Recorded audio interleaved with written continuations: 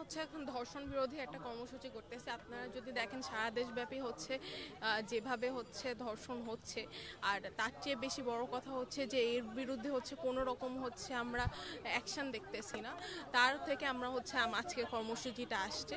আর যদি যে আমাদের দুঃখজনক যে ঘটনাটা ঘটলো আসিয়ার সাথে, আমরা এটা শুধুমাত্র আসিয়া না, আপনি যদি লাস্ট কয়েকদিনে দেখেন, আপনার দেখবেন হচ্ছে মৌলভীবাজারে 3 বছর বয়সী একটা বাচ্চা ধর্ষিত হয়েছে। তারপর গতকালও আমি দেখলাম যে গাজীপুরে আরও 2জন 8 বছর বয়সী বাচ্চা ধর্ষিত হয়েছে।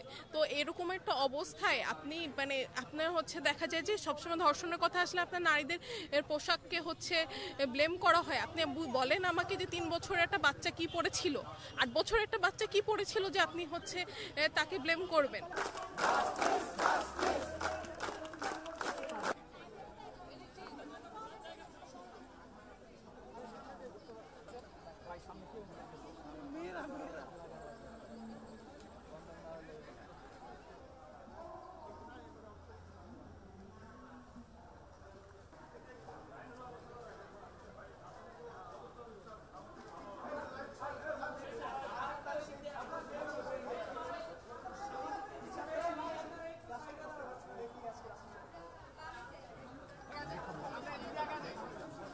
এখানে আমরা সবাই জানি এখানে প্রতিবাদ করছি আমরা ধর্ষণের বিরুদ্ধে।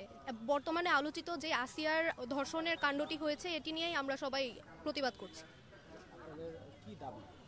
আমাদের দাবি অবশ্যই ধর্ষকের দৃষ্টান্তমূলক শাস্তি। এক্ষেত্রে অবশ্যই আমাদের আইনকে কঠোর করতে হবে। এটা তো আর আমাদের হাতে নেই, এটা অবশ্যই আমাদের রাষ্ট্রের যারা ওই জায়গাটাতে আছে তাদেরকেই কাজটা করতে হবে।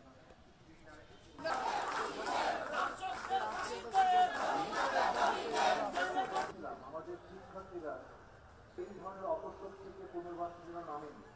আমাদের আশঙ্কা থাকে যে এই সরকার, অন্তর্বর্তীকালীন সরকার, তারা পরিবর্তন নির্যাতন ব্যাপার হচ্ছে, যখন এরকম ধর্ষণের ঘটনা ঘটছে সেখানে রাষ্ট্র এবং সরকারের যে নিষ্ক্রিয়তা সেটা কোনোভাবেই কাম্য না।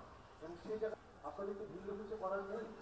এই যে ঘটনাটা ঘটলো সেই ঘটনা ভিন্ন করতে পারে আমার কাছে মনে হয় এই সরকার পরিবর্তন হবে।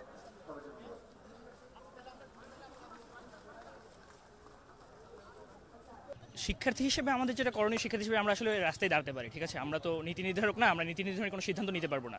শিক্ষার্থী হিসেবে আমাদের সর্বোচ্চ যেটা করণীয় যে আমরা রাস্তায় নিতে পারি। যেমন গত রাতে যেটা হয়েছে ঢাবিতে, যে ঢাবি শহর, রাজশাহী বিশ্ববিদ্যালয় শহর, জাহাঙ্গীরনগর বিশ্ববিদ্যালয় শহর, অনেক জায়গায় হয়েছে যে নারীরা রাত দখল করো, ঠিক আছে? যে আমরা রাস্তা দখল করবো, যে আমরা শিক্ষার্থী হিসেবে এটাই করতে পারি যে আমাদের দাবিটা জানানো, এবং আমাদের গুরুত্ব দেওয়া যে এই দাবিটা আমাদের মানতেই হবে। এই দাবিটা আমরা লাইটলি নিচ্ছি না, যে না আমরা যে শুধু দাবিটা জানানোর জন্য জানাচ্ছি এমন নেই, দাবিটা আমাদের মানতেই হবে। আজকে